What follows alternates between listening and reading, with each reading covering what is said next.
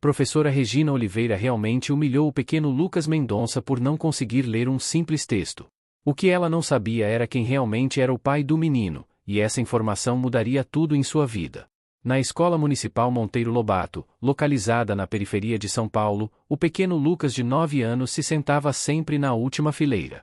Quieto, cabisbaixo, com um uniforme sempre um pouco grande demais para seu corpo franzino. O menino havia sido transferido recentemente de outra escola e, segundo os documentos incompletos, morava apenas com a avó paterna em um dos bairros mais humildes da região.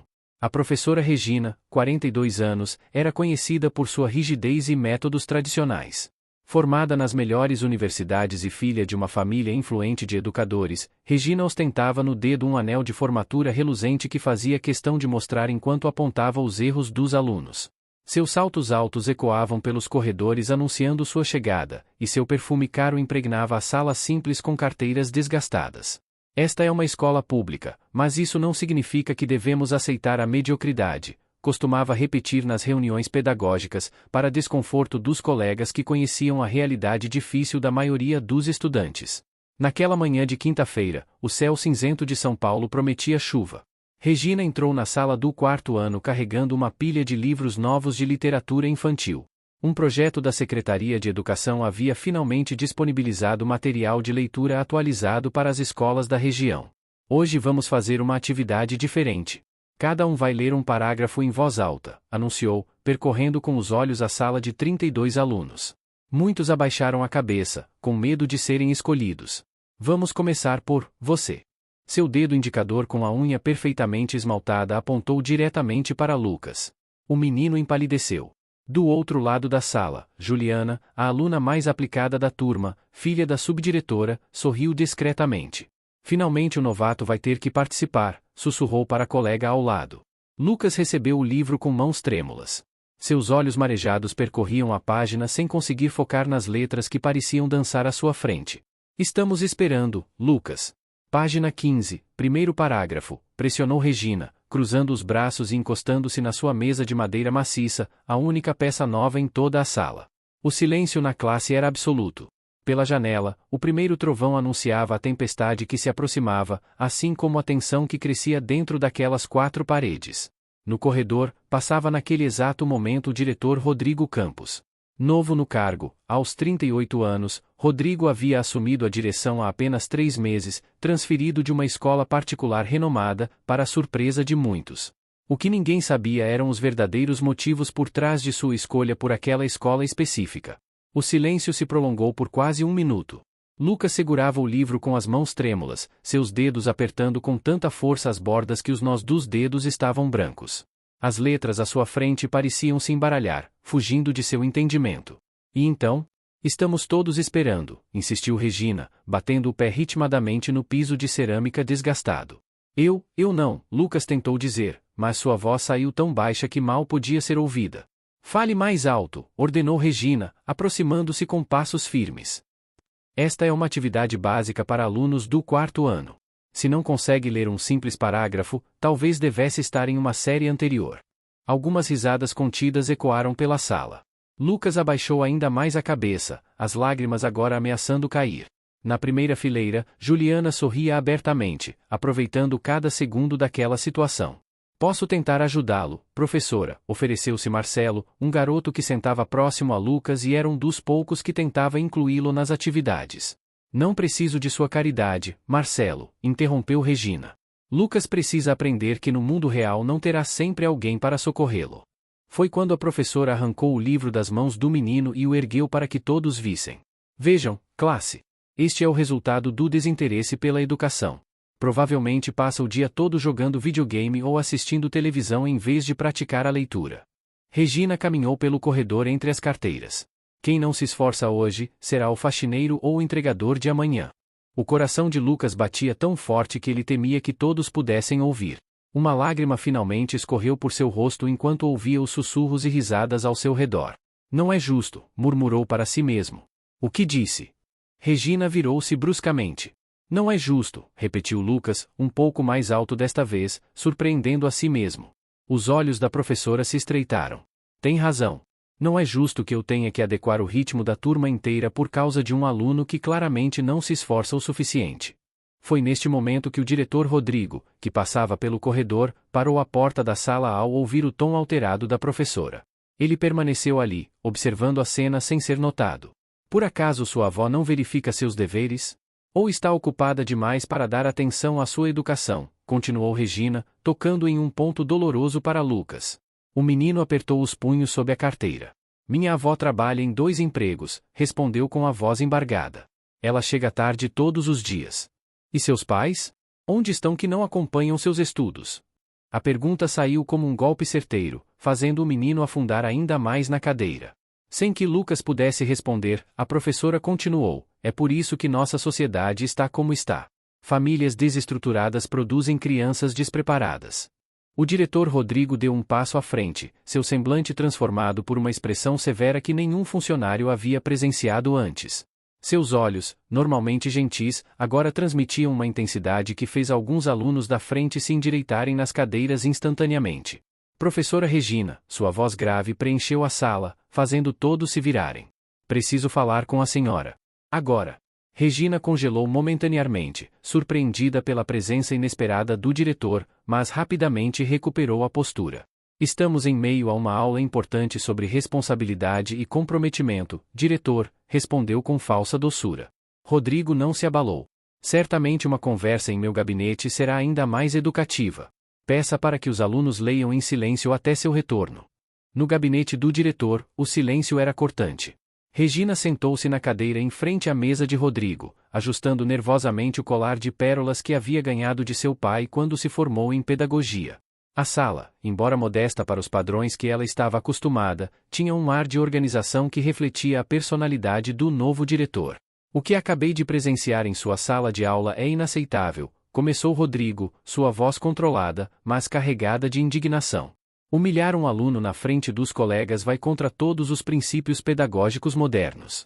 Regina endireitou a postura, erguendo o queixo em sinal de defesa. Com todo respeito, diretor, estou nesta escola há 15 anos. Sei como lidar com alunos problemáticos. Aquele menino está claramente atrasado em relação à turma. E sua solução foi expô-lo publicamente, questionou Rodrigo, folheando uma pasta que tinha à sua frente. Lucas Mendonça. Você sequer leu o histórico dele completo. Não havia nada de relevante além da transferência recente, respondeu Regina, desviando o olhar para a janela, onde a chuva começava a cair com força. Rodrigo empurrou a pasta em direção a ela. Talvez devesse ter prestado mais atenção. Lucas tem dislexia diagnosticada. Transferiu-se para cá após o falecimento da mãe há 6 meses. O histórico completo chegou ontem à secretaria. Um desconforto começou a crescer no peito de Regina, mas seu orgulho a impedia de demonstrar qualquer sinal de arrependimento. Ainda assim, não justifica o total despreparo. A dislexia pode ser trabalhada com técnicas adequadas, e claramente ninguém se preocupou em fazê-lo antes. Enquanto isso, na sala de aula, o clima era pesado. Lucas permanecia em sua carteira, sentindo os olhares dos colegas alternando entre curiosidade e pena. Juliana não conseguia esconder o sorriso de satisfação. Ela vai voltar ainda mais brava com você, sussurrou a menina para Lucas quando passou por sua carteira para pegar um livro. Marcelo, sentado ao lado de Lucas, tentava confortá-lo. Não liga para ela. A Juliana só se acha porque a mãe dela trabalha aqui. No gabinete, Rodrigo respirou fundo antes de prosseguir. Professora Regina, há algo sobre Lucas que a senhora precisa saber. Ele fez uma pausa, escolhendo cuidadosamente as palavras. O pai dele, que até recentemente não fazia parte de sua vida, decidiu assumir a responsabilidade após a morte da mãe. Ele está regularizando a documentação para ter a guarda compartilhada com a avó. E isso deveria me impressionar, questionou Regina, impaciente. Muitos pais só aparecem quando é conveniente. Os olhos de Rodrigo fixaram-se nos dela. O pai de Lucas é Eduardo Mendonça. Regina piscou, confusa. Esse nome deveria significar algo para mim? Eduardo Mendonça é o novo secretário municipal de educação. Rodrigo deixou as palavras pairarem no ar. Assumiu o cargo há 2 meses e está realizando uma auditoria completa em todas as escolas da rede. O sangue de Regina gelou.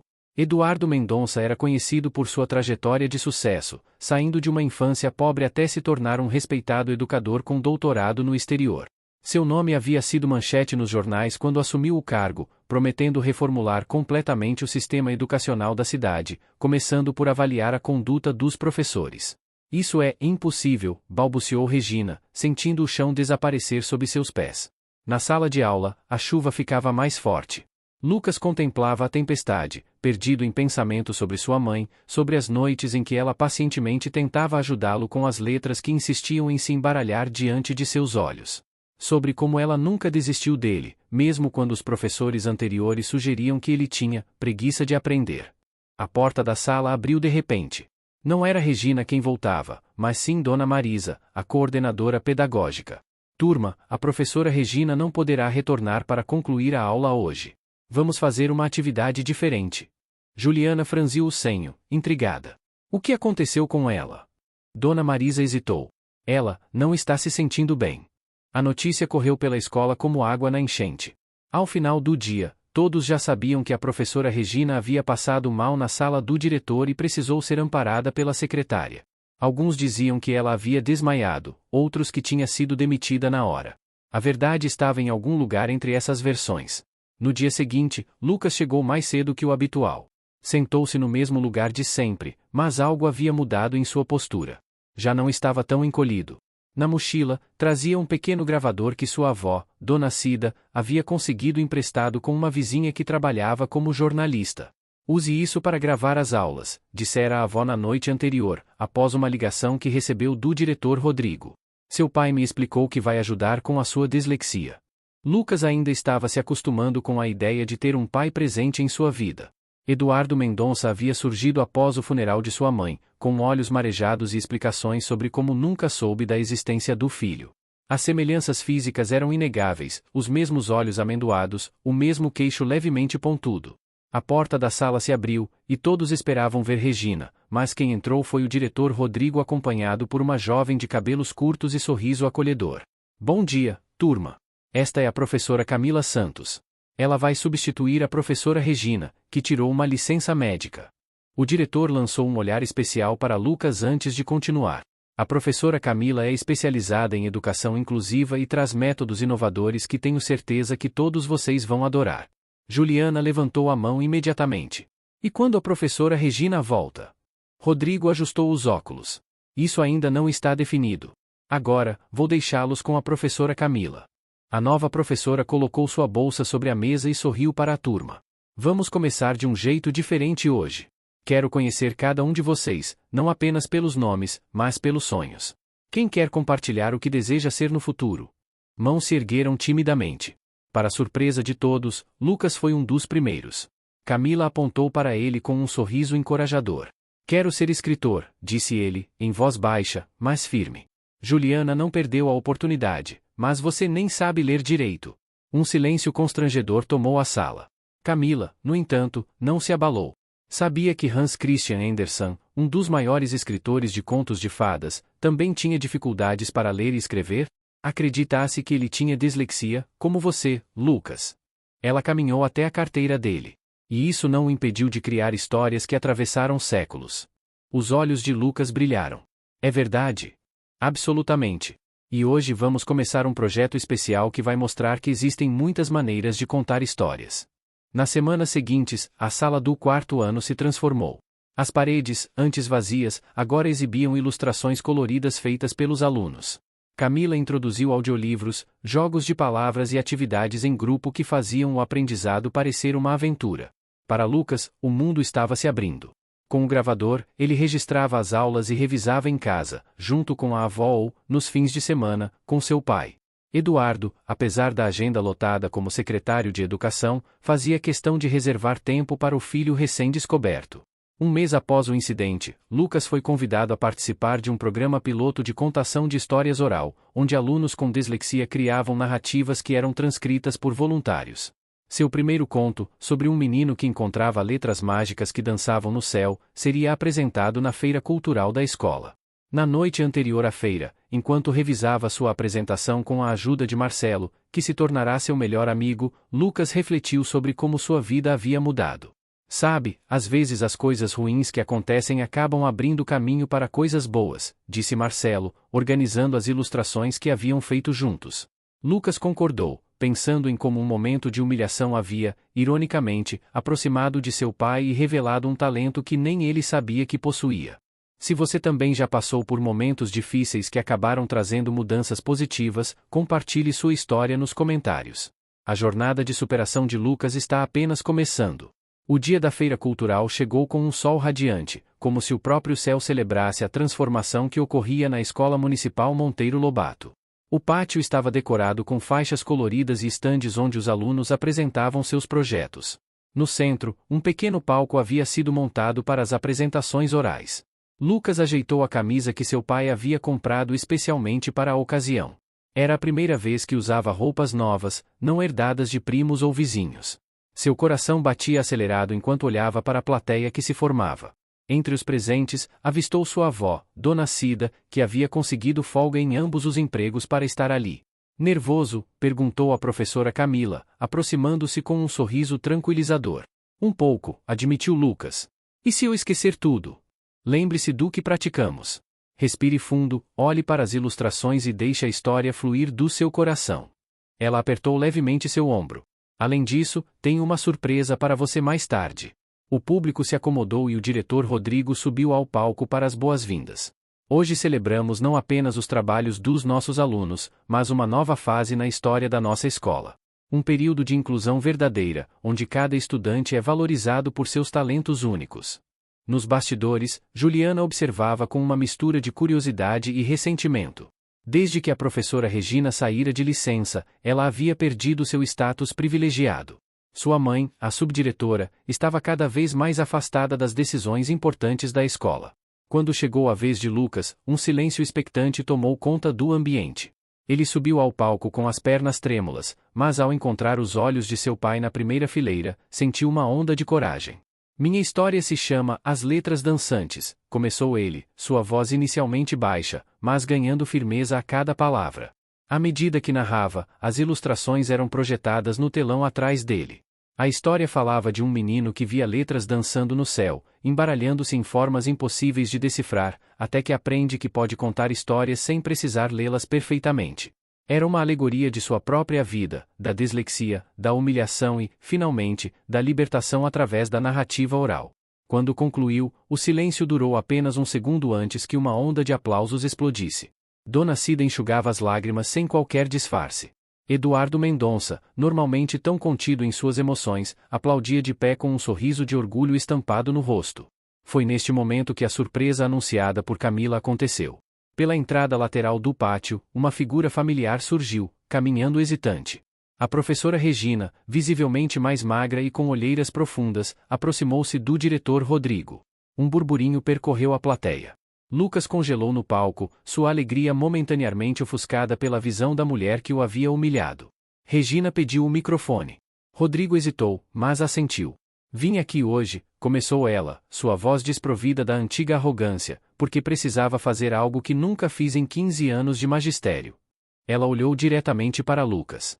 Pedir desculpas publicamente a um aluno. O pátio inteiro prendeu a respiração. Lucas sentiu o tempo parar.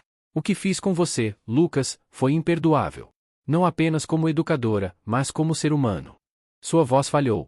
Durante minha licença, fui diagnosticada com transtorno de ansiedade severo.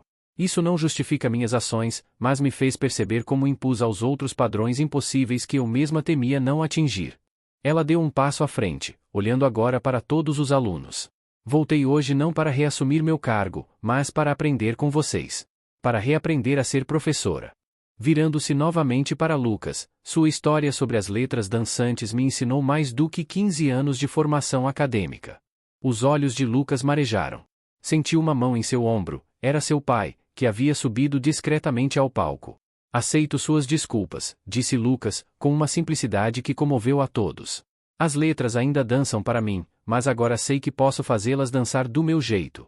Naquela tarde, enquanto a feira continuava, uma conversa importante acontecia na sala dos professores.